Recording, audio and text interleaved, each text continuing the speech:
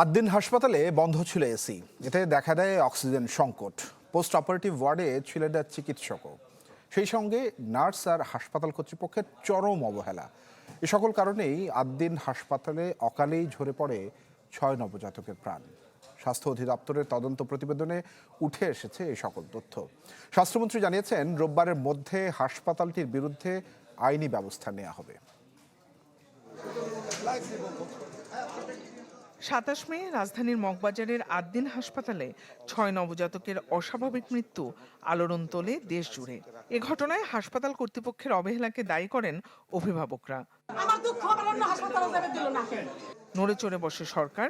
ঘটনা তদন্তে গঠন করা হয় 3 সদস্যের কমিটি। 3 দিনের মাথায় বুধবার তদন্ত প্রতিবেদন জমা দেয় স্বাস্থ্য অধিদপ্তর। বৃহস্পতিবার সাংবাদিকদের কাছে সেই প্রতিবেদনের সারসংক্ষেপ তুলে ধরেন স্বাস্থ্যমন্ত্রী। ভবনটি হাসপাতালের কার্যক্রম পরিচালনার জন্য উপযুক্ত নয়। প্রতিবেদনে উঠে আসে সেদিনের মর্মান্তিক ঘটনার আদ্যোপান্ত। এসি বন্ধ থাকায় অক্সিজেন সংকট, ছোট বদ্ধ কক্ষে অতিরিক্ত রোগীর উপস্থিতি, চিকিৎসক না থাকা এবং কর্তৃপক্ষ ও নার্সের চরম অবহেলার তথ্য উঠে এসেছে প্রতিবেদনে।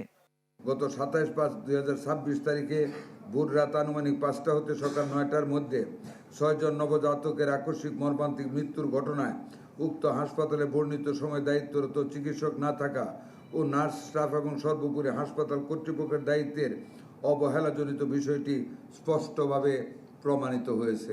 প্রতিবেদনে আরও বলা হয়, 8 দিন ভবনটি হাসপাতাল পরিচালনার জন্য উপযুক্ত নয়। তাই আইন অনুযায়ী রোববারের মধ্যে ব্যবস্থা নেওয়ার কথা জানান স্বাস্থ্যমন্ত্রী। পোস্ট অপারেটিভ রুমটা নন ভেন্টিলেটেড, যেখানে অক্সিজেনের চাইতে অনেক বেশি কার্বন ডাইঅক্সাইড, ওইটা আমরা সিলগালা করে রেখেছি। আইন যা বলেছে তদন্ত করতে হবে। তদন্ত কমিটির পরে আমরা বসে শাস্তির বিধান কি আছে সেটা আমরা নিশ্চিত করব।